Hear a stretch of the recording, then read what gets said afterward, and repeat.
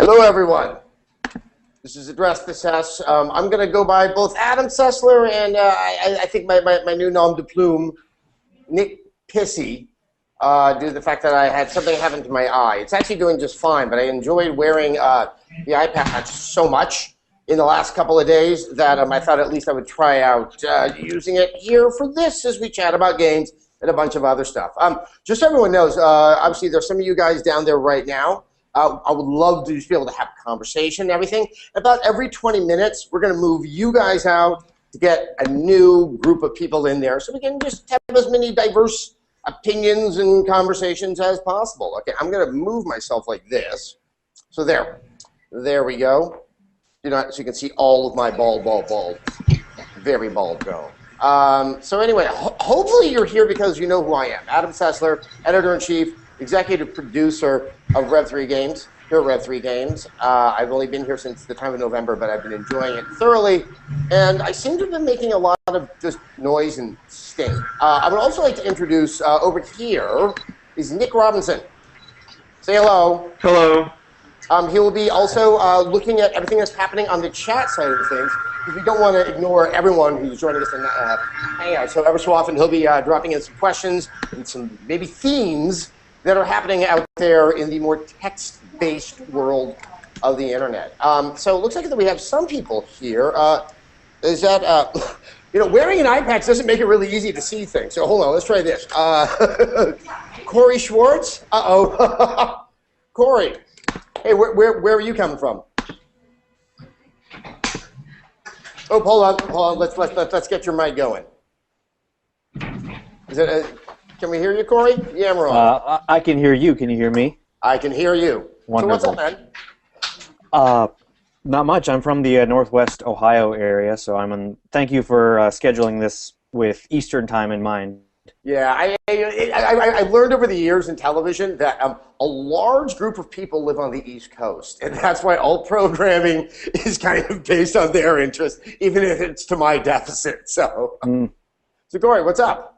The question that I was really thinking about is, what do you feel the biggest changes in terms of what you're doing now, especially changing from the television-based medium over to the internet, and kind of the advantages and disadvantages that you've been encountering over the last couple months? It's funny you say that. I don't know if you noticed, there's a very nice piece. I did an interview with Jason Schreier over at Kotaku, which did sort of detail what it was like doing television. The key thing, okay, that's it. This eye patch is tough.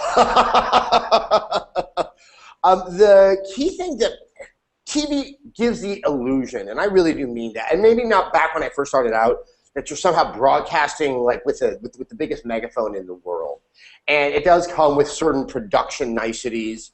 I flew a lot of business class. I had makeup, things like that. And it really does kind of give the sense that you might be a lot more special than you actually are. And what I've really loved starting to do stuff here with the internet is that sense of freedom, that sense of acting really quickly on things. There's a camera right there. Oh, did something happen during the day? Boom, let's jump on camera, let's deal with it. Boom, it's right up there on the site. There's a greater sense of relevance and immediacy. And especially when it does come to stuff like games where things are constantly swirling, it is so internet-based, it really feels like you're just kind of, it's an echo from a far-off place when you're trying to deal with that from television, when you really are in the thick of it and you're getting your hands dirty right here when you're playing with the internet. So I think the downside to the internet is, as people may have seen with some recent reviews, it cuts both ways. There's a great community out there, but sometimes when community turns on you, it's also very immediate and in your face and sometimes absolutely terrifying. So I don't know if that's completely a downside, but it definitely is something I'm having to get a little bit more accustomed to, because when I was on set with X-Play, as many people as there might be out there that hate me, I'm not aware of them. And it is a little bit different out here. Hey, I'm going to move on over here. Hey, Max Monster. Yep. Hey, Max Monster. Where are you from? Pennsylvania. Pennsylvania? So you're East Coast too. See, I was wise scheduling this at 7 p.m. Have you done your homework? Yes, I have. Good for you. Now, okay, now. So what's on your mind? Is it games or not games? It is games. So at what was it? The Dice Awards earlier this year, David Cage came out and said that games have to become more mature and reach a more mature audience. But like, do you believe? I might not agree with all of his points because some of his games do not. David Cage is just a little polarizing. Yeah. But like, can games really like reach that potential about like dealing with more social issues, like dealing with like abortions and gay rights and stuff like that? Yeah. As it's being targeted right now as the modern scapegoat. I think you hit on something. I think with David Cage, and yes, he's a very contentious person, but I think what he sees, I think a lot of us see, is this kind of narrowing of the content, that it's based on game publishers are determined that the only way that they can get money is to play to a particular audience, and an audience that, I don't want to say they don't know it well, but they're kind of inventing what it is. You know, I imagine you like a good shooter, I like a good shooter, but there's no desire to try to balance that diet of, you know, it all tends to be very testosterone, very, you know, like it's a male lead character. Look, it's the end of the world. We're going to save it. I do think stuff like gay rights, stuff like abortion can be addressed in a game. I don't know if you would ever address it head on. I think it would be a little bit on the nose and a little bit cloying. But even, you know, BioShock Infinite actually starts to go in some very interesting directions like that. And I'm interested to see what you might think of a game like that, you know, hits it but doesn't necessarily hit it head on, I guess is the term I would say. Whether or not someone's going to be willing to finance something like this, because we're seeing such a conservative mindset out of companies like EA and everything, I don't know. I mean, would you play a game that looked like it was dealing with a social or relevantly, you know, sort of the moment topic? Yeah, because most games do incorporate that, and like most RPGs. But speaking of BioShock Infinite, Ken Levine came out and said he removed like the religious parts of the game to avoid the conflict. So was that like a smart decision just to remove that stuff, or would it have been better to like deal with the topics head on? I have to be delicate and talk about BioShock Infinite because, you know, our review can't go up until Monday, and so I'm struck by silence on this game until another review goes up. It is something I would love to talk about. We're going to be doing this again in the next 2 weeks, so I think I can talk to that a little bit more directly. It's very much in my mind. I've already finished up the review and everything, and it's just right there. Can't talk about it because, well, you know, video games. So let's see what's over here. Colin Gray? Yeah. Where are you from? I'm from southern Rhode Island. Okay. But I'm up at college now at Stonehill College. Is that in Rhode Island as well, or? No, that's in Massachusetts. Oh, that's in Massachusetts. So I have a question about PAX East this upcoming weekend. Yes. It is my third time going, and I'm just curious as to what you're most interested in kind of coming out video game-wise over the next couple of months and for the rest of 2013. Very interested to see kind of what the audience reaction is going to be to BioShock Infinite. I know, well, I'm not going to be at PAX East, so lucky you. Looks like Saints Row, the 4th or 4. I can't remember what they're doing with the title on that one, is going to be there. And I found the third game to be so fun and inventive, and it kind of looked at what the assumed rule set was for the Grand Theft Auto style game and just completely turned it on its ear. And in doing so, made it one of the most hysterically fun games and funny games I've played. In terms of other stuff kind of going down the line, at some point I would like Microsoft to announce a new console. Now that Sony has, I would love to get that sense of perspective of what each company's doing to outpace the other and and make them more distinct from what the other one is. Because we're kind of getting the sense from rumors with Microsoft and what we know about Sony, architecturally, we're not seeing all that big a difference between the two consoles. So it's really going to be a matter of philosophy and what they want to put their focus on.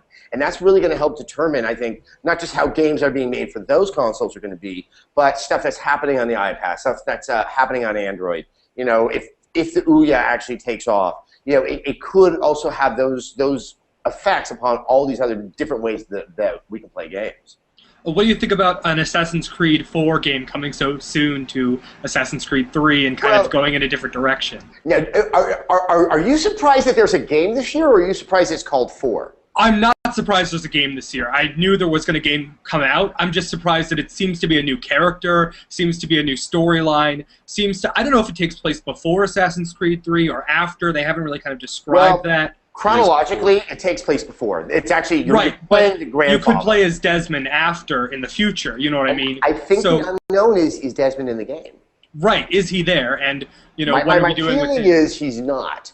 So I wonder... And, you know what, they may need... Maybe by extricating themselves from the Desmond story, if they kept on pushing that Desmond story, it would start to strain a lot of credibility. I always expected that it would be resolved, you know, with an entire game devoted to Desmond. You know, he's now assumed the powers of his ancestors and all that.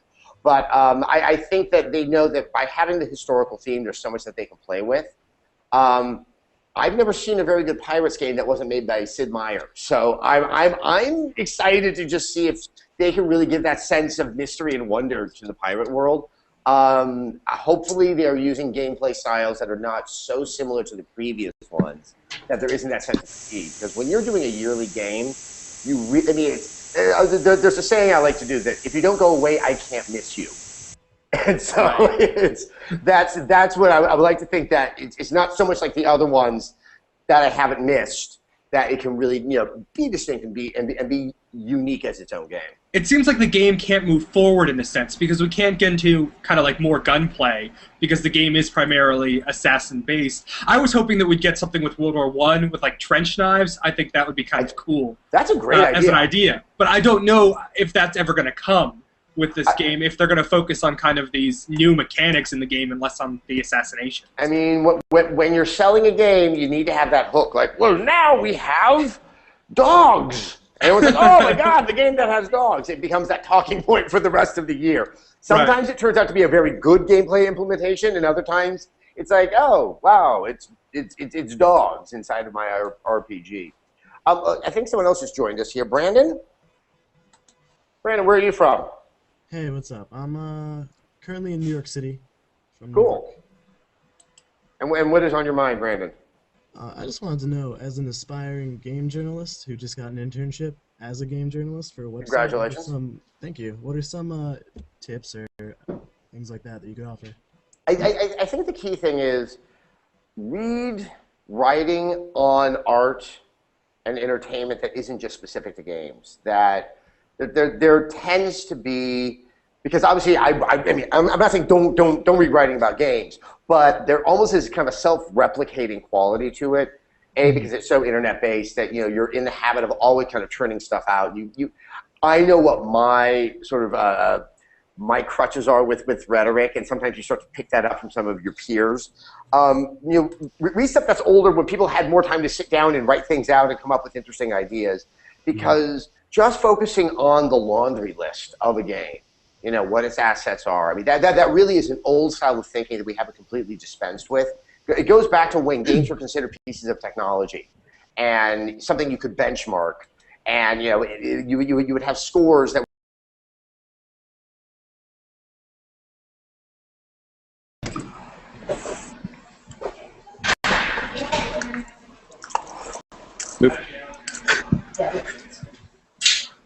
you're not in the chat, are you? Sorry. No, I'm not in it.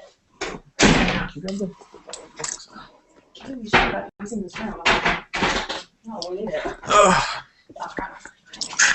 You got everything you need? Yeah.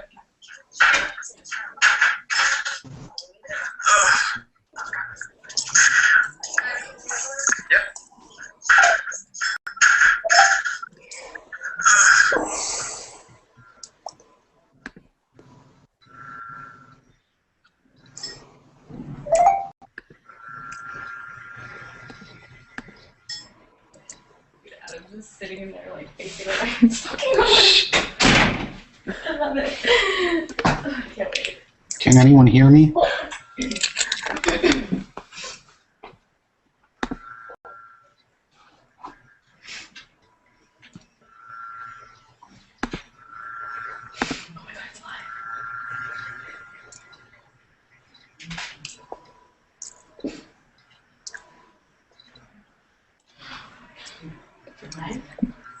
No.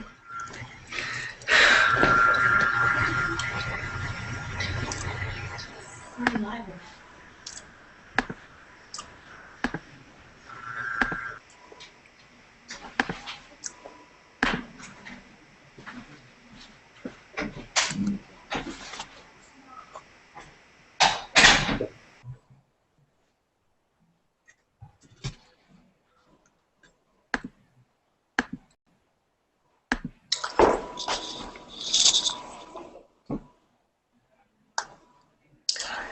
Hello, everyone. This is addressed to Sess. I'm going to go by both Adam Sessler and I think my new nom de plume, Nick Pissy, due to the fact that I had something happen to my eye. It's actually doing just fine, but I enjoyed wearing the eye patch so much in the last couple of days that I thought at least I would try out. So it's a to two-pronged clarify for question. everyone, Renee does not work for us, but thank you for Yeah, it sounded loaded, though. helping. Yeah. So Renee, Spoiled Games comes out tomorrow, Thursday. Yeah. What is that? The 21st? Is that the 21st? Yeah, that sounds right. 21st. Yeah, whatever. Tomorrow, Thursday. It's going to be on DMC Devil May Cry. It's myself. It's Anthony Carboni. It's Brad Shoemaker, a dear friend who works over at Giant Bomb. We all had differing opinions on the game, and it's not us defending the opinion or fighting with one another. It's us kind of talking about the games. And like I was just discussing with our previous chat guest, we're talking about like why it's good, why it's bad, what are the interesting things it proposes, you know, where were the challenges the game had to overcome, and how it did. I really enjoyed doing it.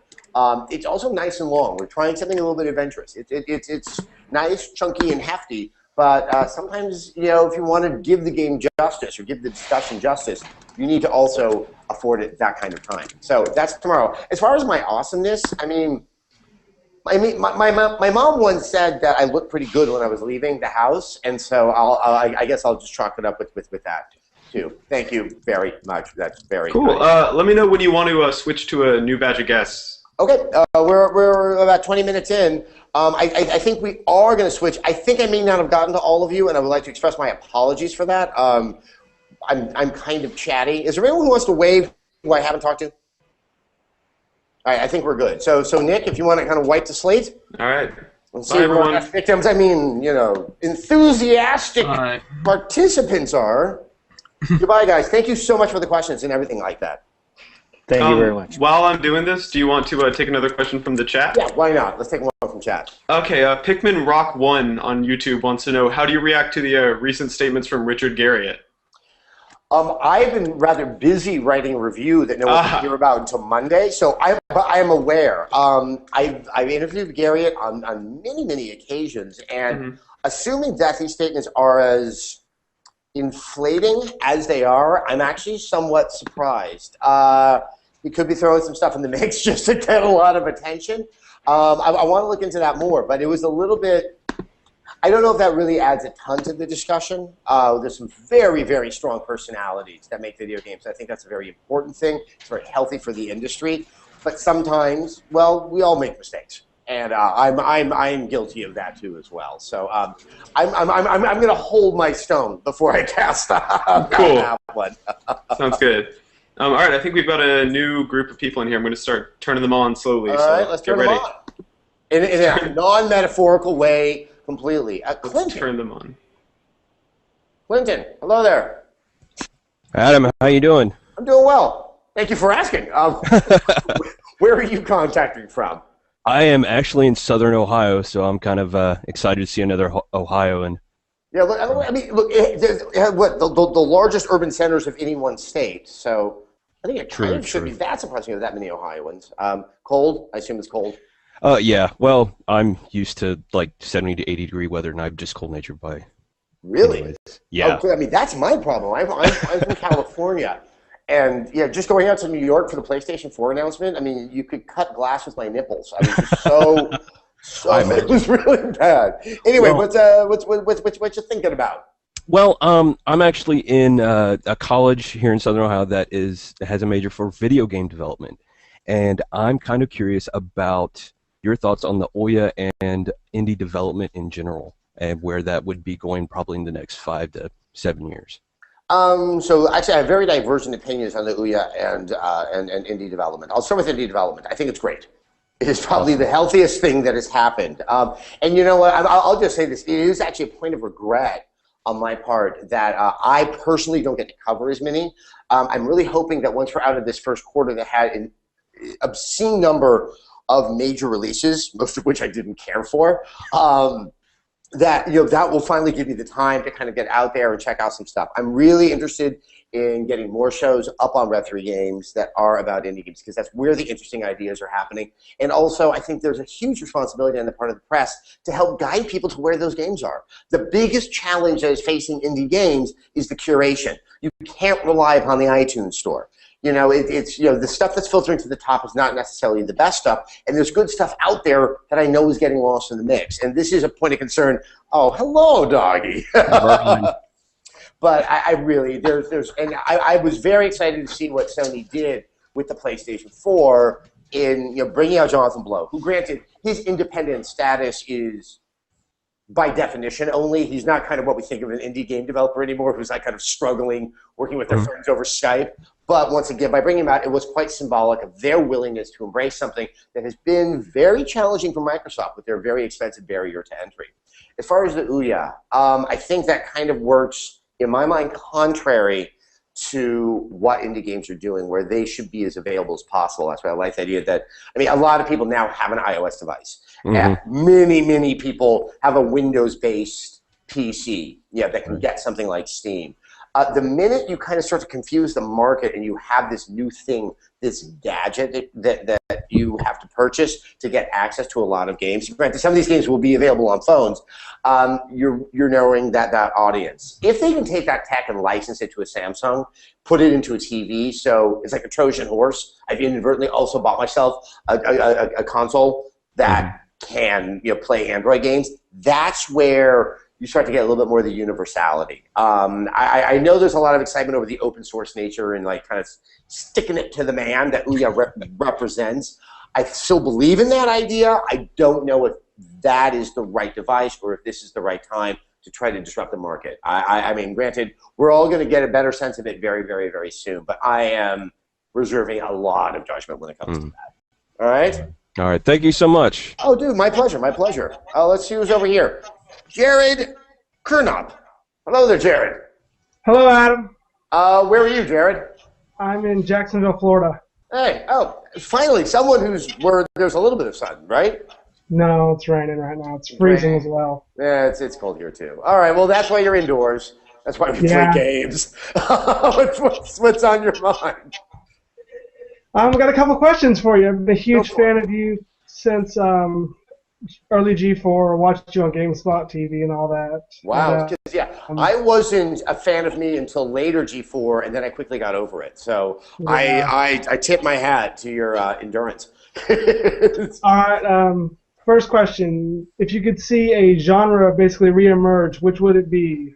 And my next question would be, with the PlayStation 4, as good as it looks, do you think we're fixing to reach a point at which games cannot look any better than they do?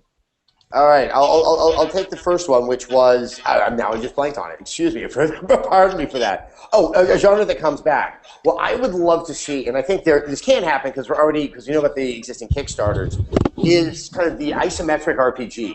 Wasteland, what Brian Fargo's doing with that.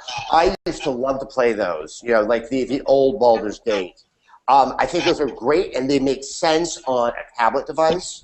They don't require massive processing if they don't want to use that. And when I'm using a mobile device, I don't like the same kind of. I don't like Twitch. It's not.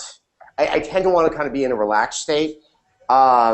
You're at the doctor's office. Do I really want to be challenged at the doctor's office because someone might put their finger in my butt? So I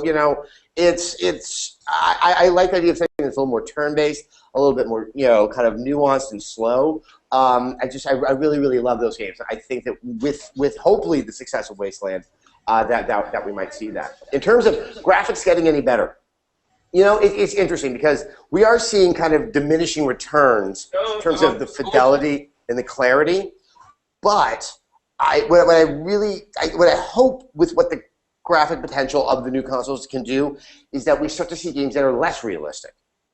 The art direction, because realism doesn't mean it can be technically impressive because the verisimilitude is something that you can compare it against. It's like that chair in the game looks like the chair in my house. Oh, the worlds are colliding, but we lose some of the artistry. That why can't someone with a more fervent imagination? Like when you look at something like Ni no Kuni, when you start to see a Studio Ghibli, like that kind of aesthetic and like you're inside of it. It's really, really thrilling and exciting. And I think that there's a lot more potential to do that and realize that kind of fantasy and that kind of reality. I think that it would be a lot more invigorating than, you know, the guns being that more shiny in the next Call of Duty. All right? Do you buy it? I mean, you can give me a thumbs down. You're more than welcome to. I think it sounds great, Adam. Yeah, Nick, on that topic, where's all the people that hate me? Oh, your mic's off, buddy. Good catch. Yeah, no, I haven't seen much of that. I haven't seen any of them showing up. But yeah, shockingly. Some of my most favorite trolls, I mean, I would love to meet them because, you know, they're in my face every other time of the week. All right, well, is there any kind of big question that's out there? Let's see. I've seen in the chat, what are your feelings on IGN's exclusive review of BioShock Infinite? Why would a publisher agree to do this, and how does it benefit, I guess, the developer? So here's the first thing. Yeah, IGN gets to go, I think, tomorrow with their review of BioShock.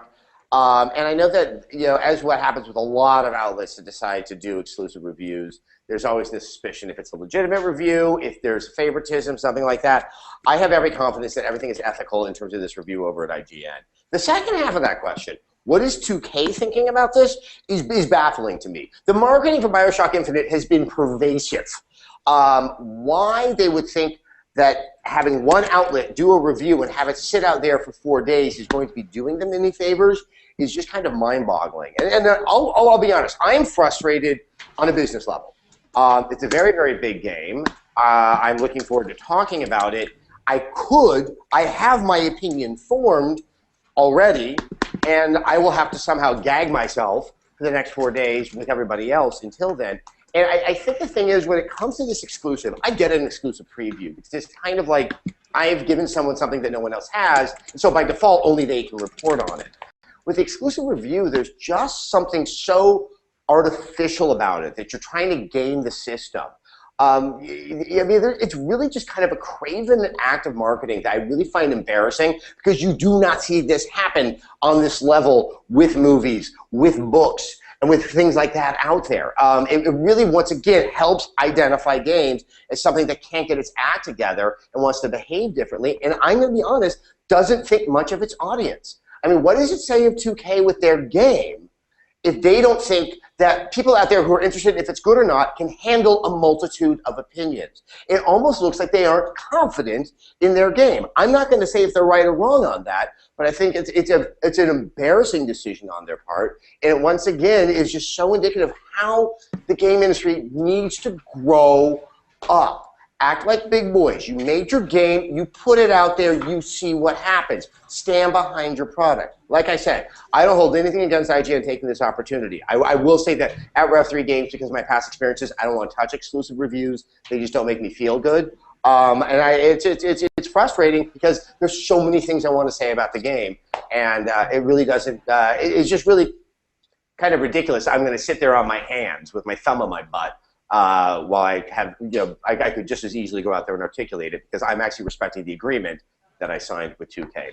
So there you have it. I'm not angry at IGN. I think 2K's just ridiculous and silly and stupid to be making this decision, and I'll probably be more vocal about that going in the future. All right, let's see who else is out there. Jordan, Rodkay. Oh, hey, Adam. Jordan Rodkey, Ashland, Kentucky. Finally, someone south of Mason-Dixon. Yeah. How are things going? Good. Good. So what's on your mind? I wanted to ask you your thoughts on how internet infrastructure is going to affect the next gen. I live in Kentucky. 3 megs is the standard around here. Really? I just upgraded to 15 megs a second, so, and I'm ecstatic about that. But, you know, in San Francisco, it's 30 megs, 45 megs, 60 megs, and streaming. Do you mind asking, are you urban, suburban, or rural Kentucky? I live in urban. I live in the Huntington, West Virginia metropolitan area. So you're in a part of Kentucky that you would assume is probably getting the best service within the state. Oh yes. Okay, that's appalling. I think, and look, I'm not to delve into politics. One of the most basic investments I think the U.S. should be doing is in that type of infrastructure. It's not the same as roads, which I would like to think the bridges should stay up as well. But the business effect alone of people being able to move data around, no matter where you are, is so basic and fundamental. And then for a state like Kentucky that may not have as much sort of new industry, it becomes a very appealing place the minute the internet's strong enough that you can set up shop in Kentucky. It doesn't have to be in New York. It doesn't have to be in LA. I'm interested, and I see what you mean. If we're going to look at two consoles, and granted, I love how Sony wouldn't even touch that with a 10-foot pole, they may need to be always on the internet. Hopefully, it's just kind of a handshake to make sure that you're always on. But when it comes to online gaming, when it comes to MMOs, Sony's showing Destiny, which is, an online game. There has to be the two things are going to be at loggerheads. The problem is there's only so much the people who sell the products that require the internet can do to lobby the government to actually try to subsidize and get some investment to make it more competitive with a country like Korea that is so, and there are a lot of European countries that have really strong internet, and the business benefits alone, not just the entertainment benefits, are astonishing. And that's a very good point. I really appreciate the question, because your kind of empirical evidence of someone who would probably be, consuming certain forms of entertainment, and for something that's completely beyond your control, you may be kept from doing that. And yes. Go on, sorry. No, please, you. I just keep pointing out to everybody who always goes on about this. Well, it's not going to matter. They're going to make their money off of other places. Madden, Call of Duty, South. We're a big sports part of the nation. I've heard about that. There's an SE and a C that means something a lot. Yeah, they think that the Maddens and the FIFAs and the NBAs, it's not going to affect them. They're wrong, and no, they're completely wrong. I just love pointing that out. Well, and here's the thing. This is where it also starts to affect EA. I'm speculating on this, so please do not think that I'm saying fact. Okay, if they want you to be online with Madden, they might want you then to be online with Madden through Origin. Origin then gives you access to all these other games, and they can market directly to you to tell you about all those other games. So you can already see where the business effect is. It's not just the sale of Madden to you. It's the sale of Madden and the potential awareness of other products that are available that you can also purchase from them and that you would be playing online with. I mean, it has this spiraling effect. Honestly, I don't think EA and Sony they're like, oh, it doesn't matter. That's just Kentucky. They have to grow their markets. And, that's something I think they are cognizant of, but they only have so much influence in trying to fix something that is an expensive and labor-intensive proposition, which, of course, would probably give people jobs. So, anyway, thank you so much for that question. I wasn't expecting something like that, and I really like it. All right? Happy to help. Nick, who else have we got in the group here? Oh, look, we got him right here. LaShawn? Am I right on that? Oh, we got to get your mic up. There we go. All right. Oh. Let's give it a second. All right, get 1 second for LaShawn here. Oh, man. Still not hearing him. All right, we're going to work on that for a second. We'll get back to you. Let's see what Matt Spada has over here. Matt, can you hear me? And you're muted as well. Uh-oh, Nick. What's going on here? I'm flipping every switch. I'm clicking all the buttons until we can hear somebody again. Yeah, you gotta click on the microphone button. It auto I've been clicking, Jordan. I've been clicking on the mic button. Yeah, the microphone button looks like it's working. Oh, okay. They have to. Cool. All right. Oh, there we go. There we go. They have to manually unmute themselves. Cool. All right. All right. LaShawn? Yes. Hi, Adam. I've been a fan for a long time, and I just wanted to know what do you think about Sony and this Gaikai service, because it seemed like they're doing something like Netflix, and I think they might have a paid service. What do you think about that? Adam, unmute yourself.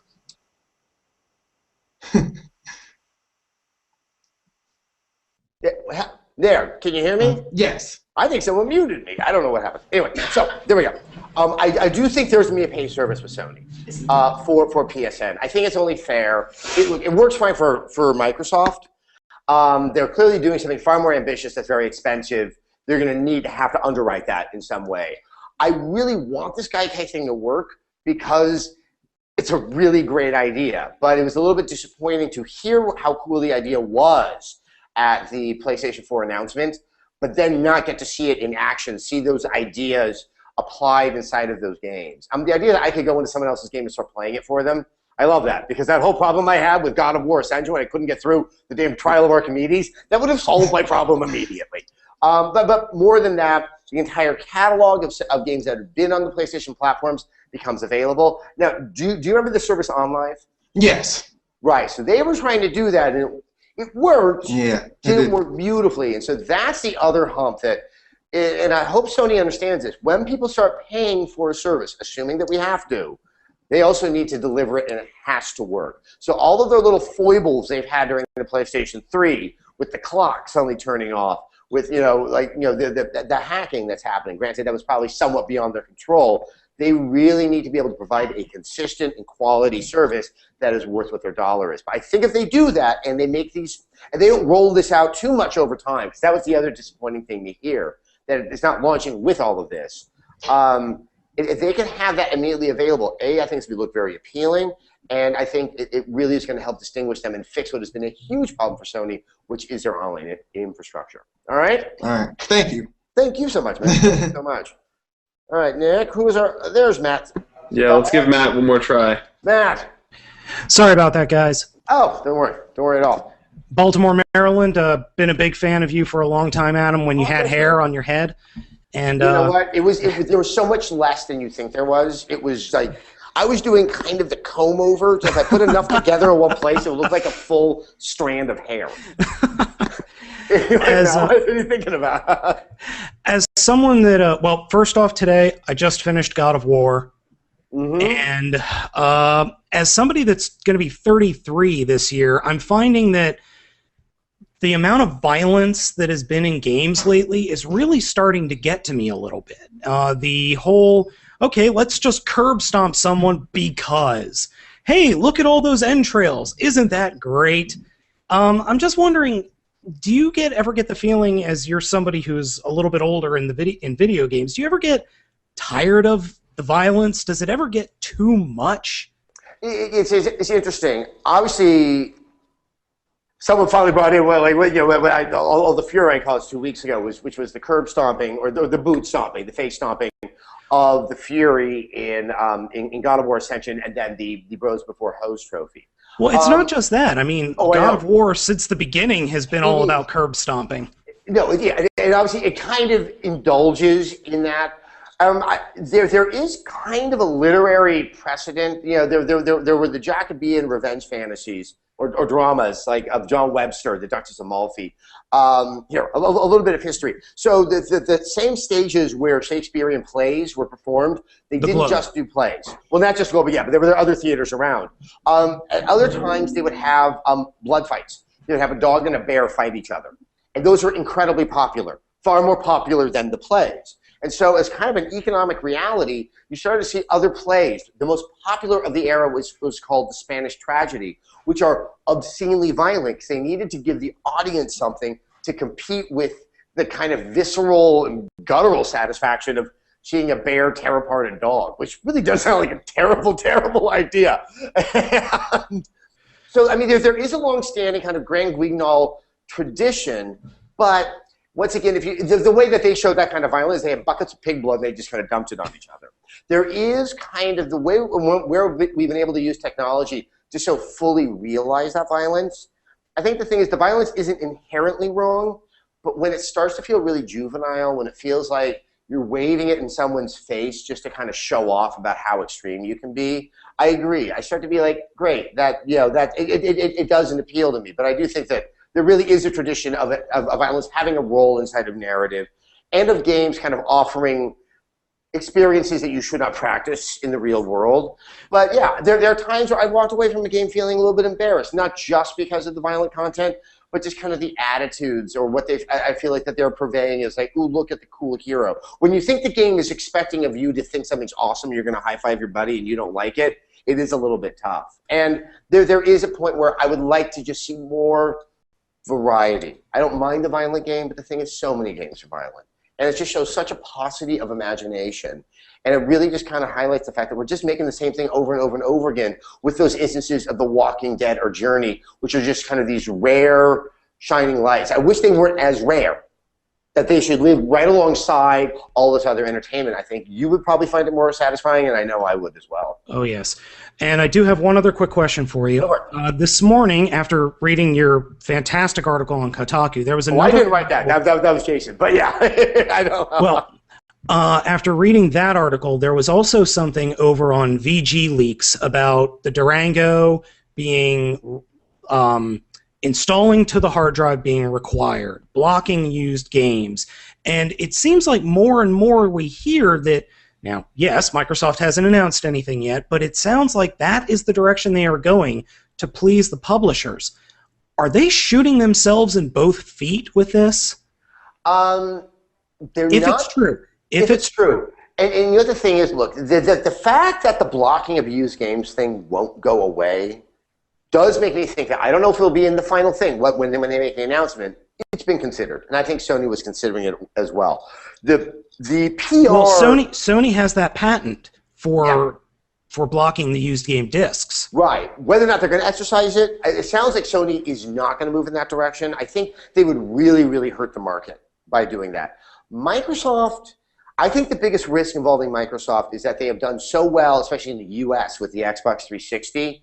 That they can become victims of their own success, and that if practices that they used in the past few years worked for them then, they can keep on doing it now, or that they can't do wrong and the brand is so strong. That's exactly what befell Sony. They thought that Sony brand was so strong, they could sell a $600 console and no one would flinch. So they're getting flinched. It's arrogance. So, yeah, no, exactly. And look, the used game thing is a problem in terms of how much money is being lost, and I think there have been finding some traction with micro purchases in games, with DLC to try to dissuade people from returning the games that frequently. I really would be shocked if they did something as profound as says no used games.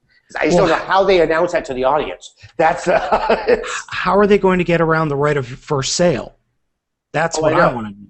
Granted, I know that there was a Supreme Court ruling yesterday, which I have yet to read, which has an impact on it. That could very well just change everything in terms of this. That had to do with international books. The case of a kid who would have books sent from Taiwan to him in the U.S., and then he would sell those books for like half of what they could buy them here, and he made something around like $7 million doing that. Very, very well for himself. And there's the Supreme. Obviously, you got it. Sorry. What the? Oh, sorry. I heard somebody else there. and so the kid was sued, and it went all the way to the Supreme Court, and they upheld right of first sale. So I'm wondering, is it because it's software that things are different? Because technically we have a license to use software. We don't own the software, we own the disc. Right, we only own the license. But we only own a license, right. I think that could be contested in court, but the way so many decisions are so business friendly these days, I don't think that we would be very happy with what the outcome would be. It's a very heavy-handed move on the part of Microsoft that will alienate a large swath of consumer base and would probably tell Sony, don't do that, making them look really popular. I mean, there's so much of a game of chicken that's happening between both of these companies right now, just in terms of when they were going to announce their console, that I'm very interested to find out. I think the only thing I can say with the degree of confidence, it has been considered, but I wouldn't go so far as to think it's going to be in the final product. All right? I hope not. I really hope not. I hope not, too, because it's just, I still think people should have as much access to games as possible. If they're going to try to compensate that with a greater, more access to mini games digitally at a very cheap price, that might start to mitigate it. But I would like to get more games into more people's hands, because that would undo the strength of a franchise like Call of Duty as the essential must-buy every single year. Right. All right. Hey, Nick. Yeah. I think we might want to get one more batch in. I think I'm going to let this thing run a little bit longer. We're still getting used to the timing of all of this, and we're going to start doing this on a bi-weekly basis. So forgive us. We'll just go a little bit long. I'm enjoying this quite a bit. But also, while you're there, Nick, are there any other topics of discussion out there in chat land? Yeah, there's one from Michael Gillette that we kind of promised we would answer. It's one that he asked on a previous Sess or something that we didn't get around to. Yes. He wants to know, what is it like gaming so much while being married? As a gamer, writer, husband myself, I'm curious if the experience for you is similar. Does your wife play games as well? And yeah, that's what he wants to know. Okay, so my wife does not play games. She didn't really understand what I did for a living when she first met me. I think that's one of the reasons I love her so much and I married her. She obviously knows that part of my job, our career, the bacon that I eat in the morning, is predicated on my being able to play games. It's funny. She seems to have more of a reaction to the games depending on what kind of game it is. Because I don't get to just put the game down if I don't like it. In many cases, I have to finish that game. And if I don't like that game, I get really, really grumpy. And I feel like it's this albatross around my neck that I have to somehow finish. She used to measure how much I was into a game by how much the couch would move. The more the couch moves, the more excited I got in the course of it. And it tended to correlate to a more positive review.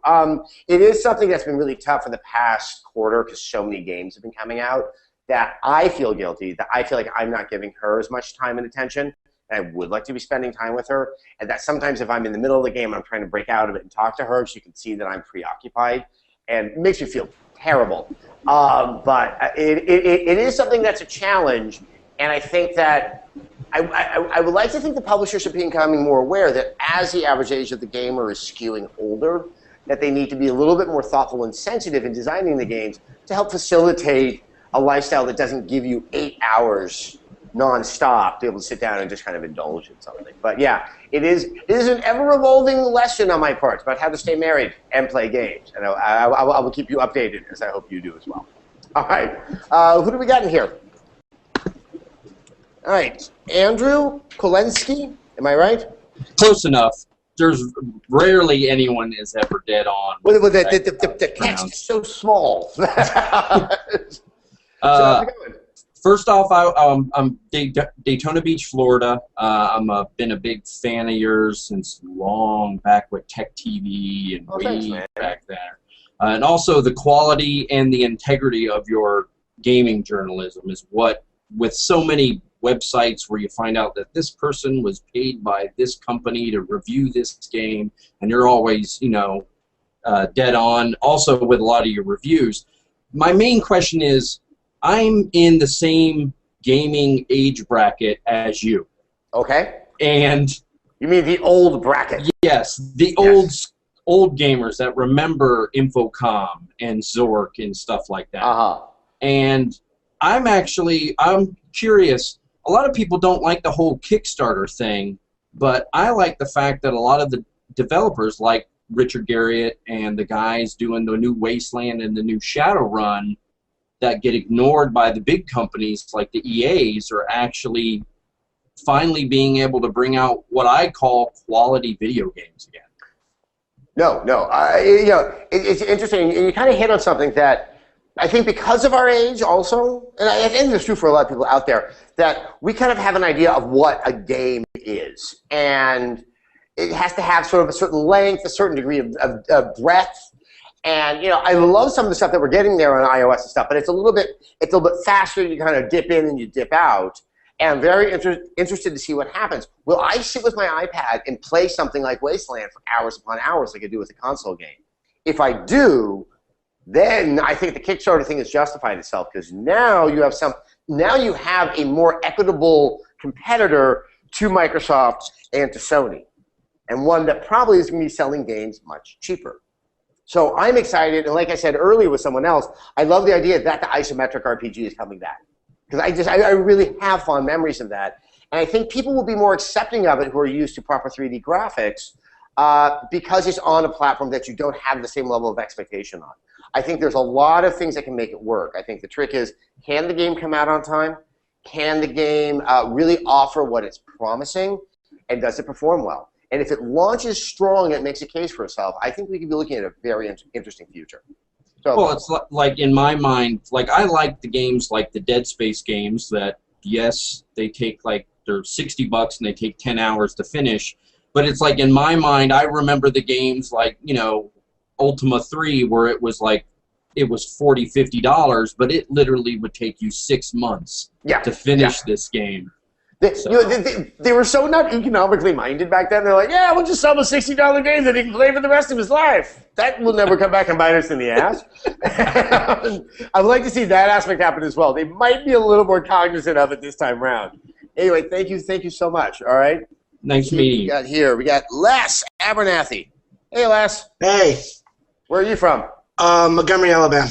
Cool. I spoke with you on the first address. I was about to say, okay, I thought I was imposing a memory, but no, I was right. Yeah. Look, I'm not done yet. I still have some synaptic prowess. How are you doing, Les? I'm doing fine. Wanted to talk about the recent rumors of the price of games going up to $70 in the next generation.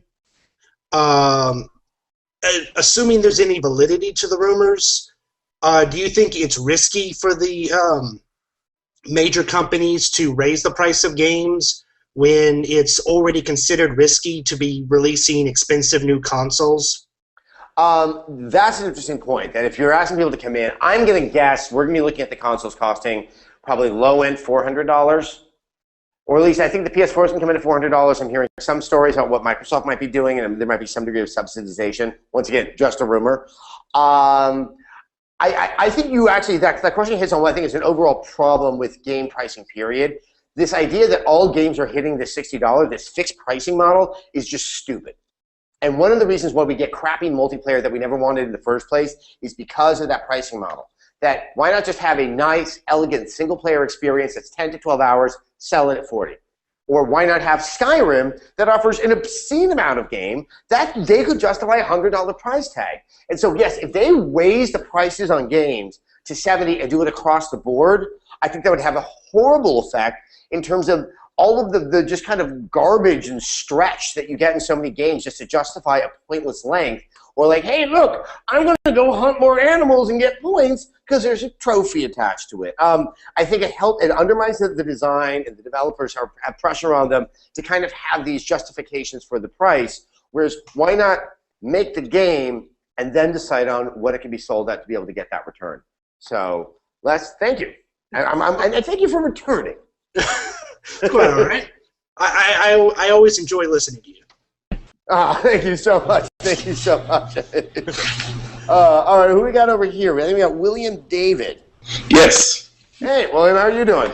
I'm doing really well. Thank you. I just want to say first, I'm a big fan of yours ever since X-Play.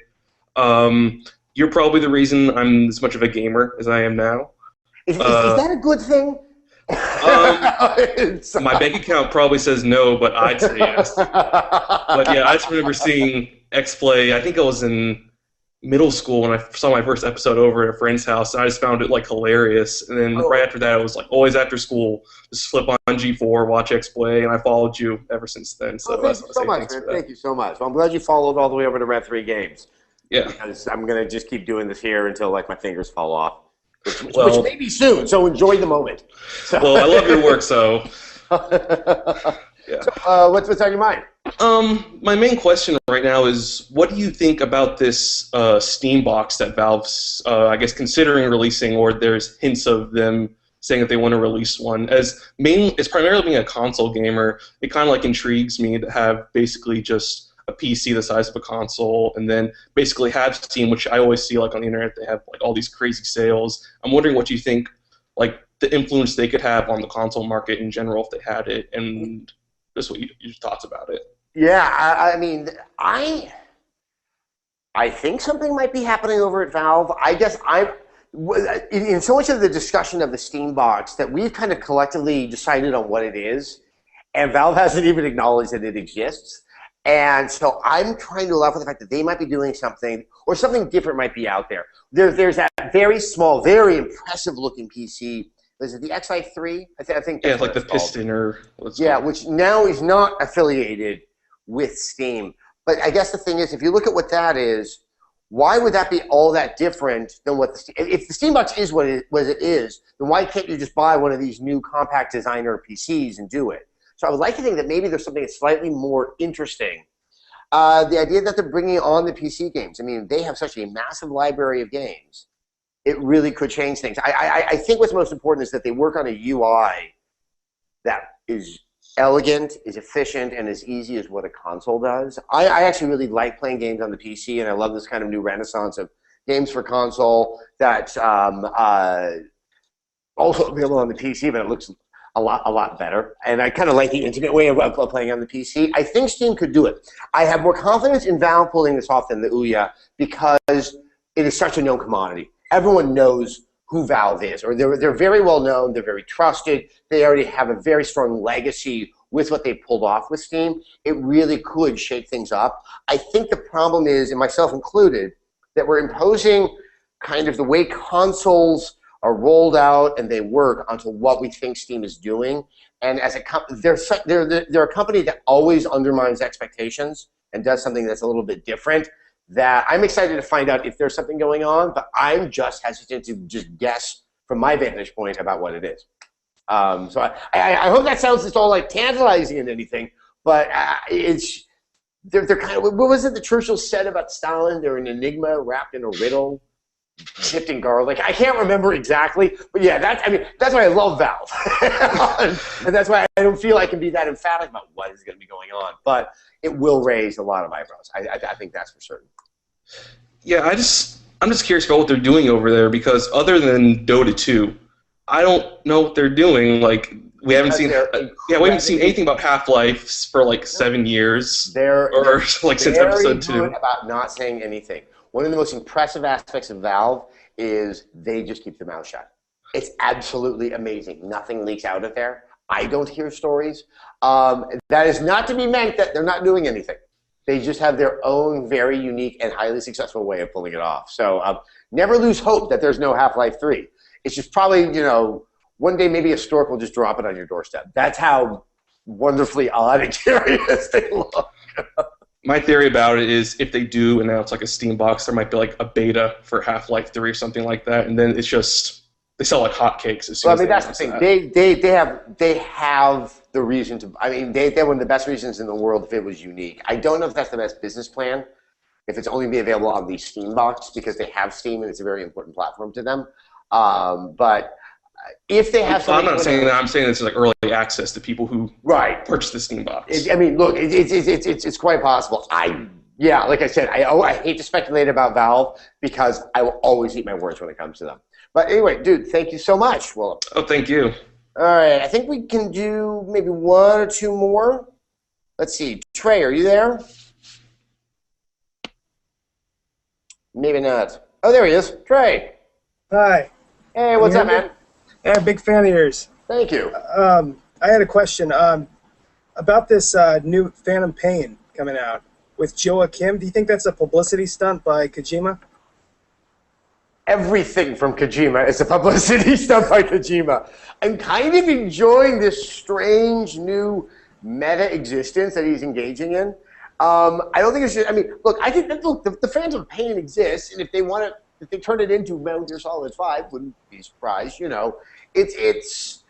he's so good at creating this circus around him by just being really oblique and obscure. It's awesome. And as I kind of just said with Valve, I'm always hesitant to just make too many pronouncements about what it means. But he is one of the last great showmen left in Japanese game development, and I love him to death for it. I mean, I've done maybe about 3 interviews with him in my life, and the man is inscrutable.